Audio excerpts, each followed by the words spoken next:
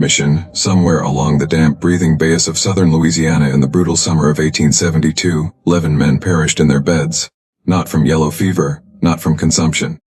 While they slept, each man's throat was opened with surgical exactness, and at dawn, each was discovered with a face caught somewhere between ecstasy and terror.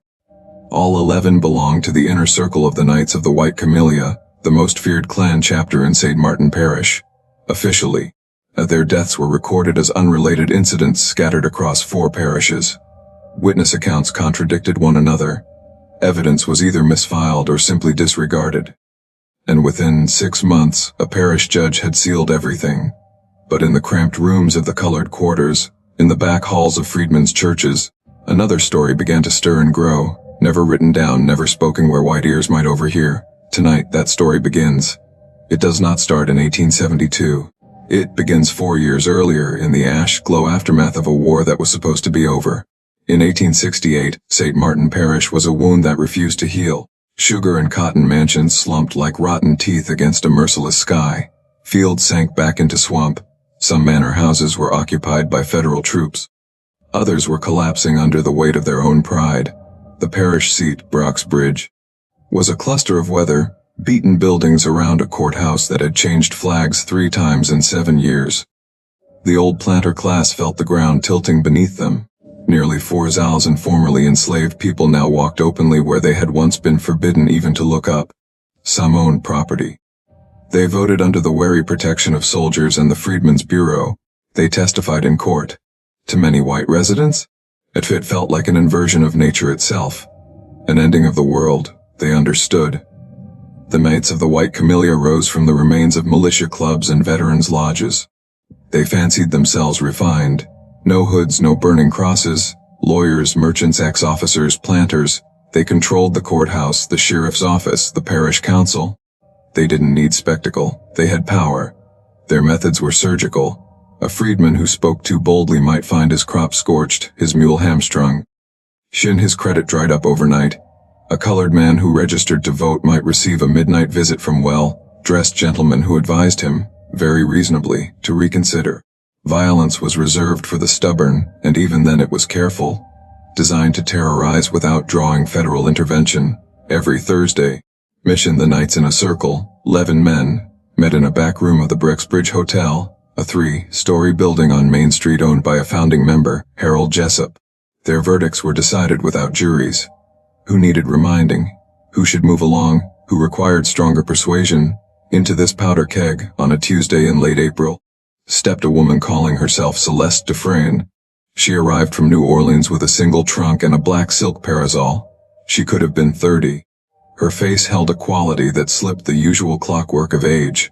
Skin the color of café elate, poised between categories that Louisiana pretended were simple. She wore mourning clothes cut with money and precision, the sort of garments that spoke of a skilled hand and expensive fabric. She rented a room at Jessup's Hotel, paying a month in advance in gold coins counted one by one. Her French was flawless. Her English bore a Parisian lilt that made people listen. She said, the widow of a French merchant claimed by yellow fever the previous summer. She hoped to buy a small place, land enough to live quietly, far from the city's chaos. It was a plausible story. New Orleans had indeed been ravaged. French merchants were everywhere in Louisiana. Creole widows often sought refuge in smaller towns.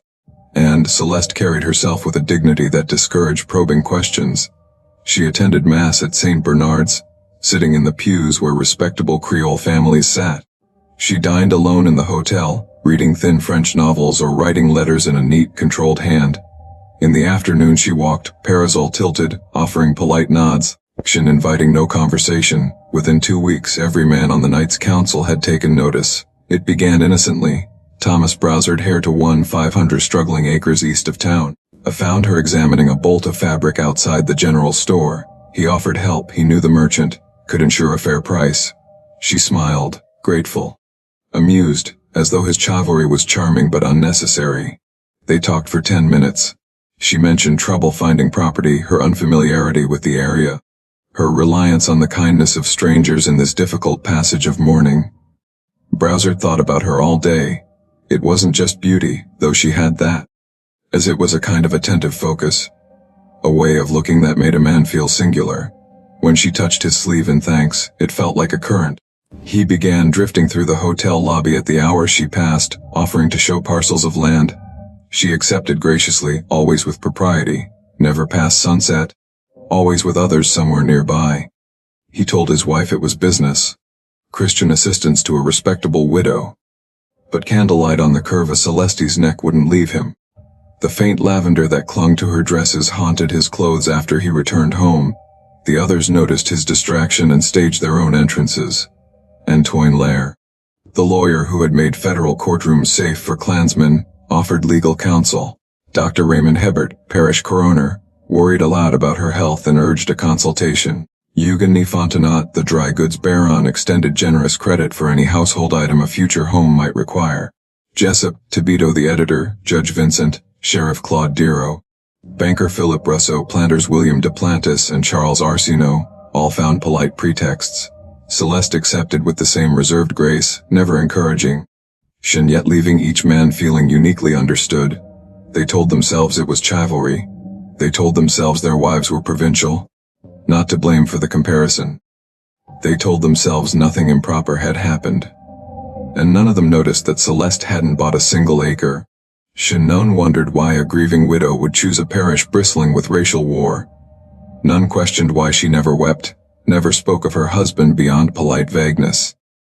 They did not see her after midnight, seated at a small desk in room 7, opening a leather-bound journal and recording with a clerk's precision where each man lived, who guarded his home, whether his wife slept lightly, whether a pistol lay within reach, what he feared, what he craved, what he had done.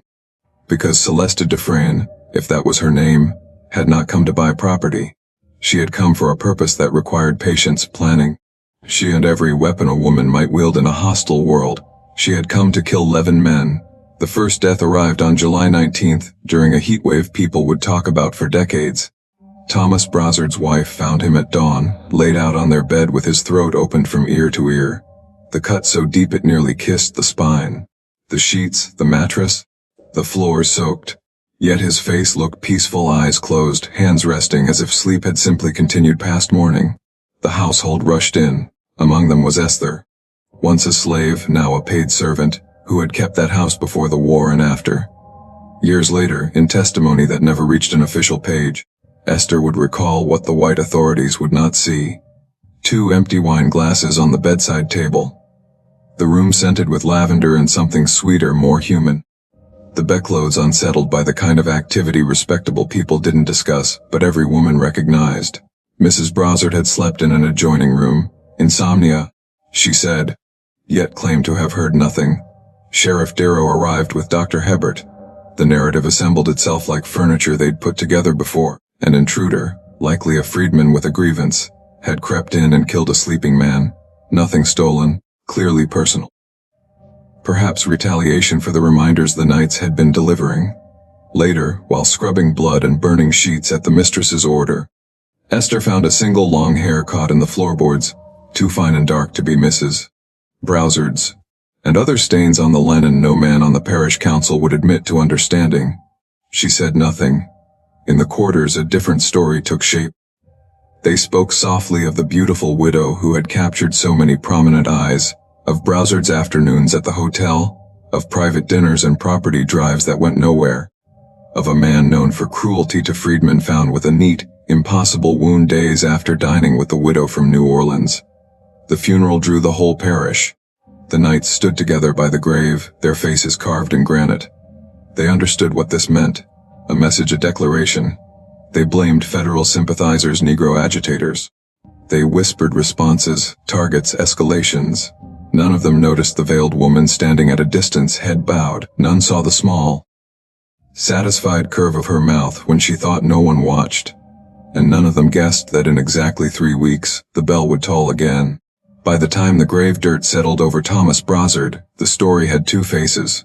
The official one, inked by Sheriff Diro and printed by Tobito's paper, spoke of a prowler. A ruffian, perhaps one of those uppity freedmen who mistook new rights for license. The other face moved mouth to mouth through the quarters. A rumor with a heartbeat. A lavender-scented visitor had slipped past Locks and Pride, and a man who loved the lash had died smiling in his sleep. For 2 weeks, Brooksbridge walked on eggshells. The knights pretended their Thursday meetings were unchanged. Same back room at Jessop's hotel, same glasses, same cigars. But their precision frayed. They had always spoken in clipped euphemisms, reminders, persuasion, encouragement to relocate. Now their sentences trailed off, and their eyes wandered to the door.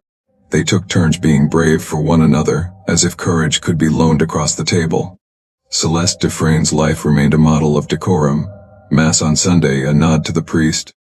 A solitary table in the dining room with a slim French novel set beside her plate. Afternoon walks with that black silk parasol, painting a small shadow on the dust. She inquired about property, of course, and gentlemen who had never lifted a finger to help their own wives found the time to show her parcels they would never sell her. She listened with perfect patience. She did not haggle or flirt in public. She was what every man wanted for himself alone, and no man could claim in the open, polished, attentive mission impossible to grasp. On the first Thursday after the funeral, their meeting sounded different in Jessop's back room. When a chair scraped, heads snapped. When a floorboard creaked, commission hands went to pocket pistols. They found comfort where they always had, in the fiction of control. "She'll buy something soon," Jessop said, as though property could anchor a ghost. "A judge," Theo corrected mildly, the skin around his eyes gray with sleeplessness. "We are speaking of an unknown assailant." Antoine Lair smiled, that lawyer's smile, the one that promised cover without light. "Unknown to whom?" "Judge." They left more quickly than usual, each to his fortress of habit. Celeste, in her room above the lobby, drew down the shutters, lit a single lamp. She had opened the leather journal. She wrote in the same neat, tight hand she used for her letters, but the entries were not letters.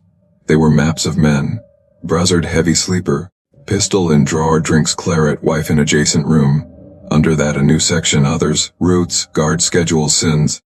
3 weeks after Buzzard's death, almost to the hour, Antoine Lair failed to unlock his office door at dawn. His clerk fetched the sheriff, who fetched the coroner, who fetched the key. They found him in his narrow bachelor's quarters above the law office. The bed linen blooming red like a magnolia gone wrong. His throat had been opened with the same cold skill. No ragged edges, no hesitation. His face bore that same impossible tranquility. There were the 2 clean glasses on the table. There was the faint lavender threaded with a human sweetness no man would name. There was again the absence of struggle. There was the clerk's strangled whisper when he saw the marks on the sheets. The pattern of bodies in motion written into creases and stains. Sheriff Darrow swallowed hard and told the clerk to go fetch a mop. "Another intruder," the coroner murmured, eyes sliding to Darrow. "Usher, another intruder," the sheriff said aloud for the clerk to hear. Then quieter, "Or the same one." The official narrative faltered. 2 identical deaths 3 weeks apart. Coincidence could no longer carry the weight. Thibodeau's paper printed the word, fiend, and then the next day, demon.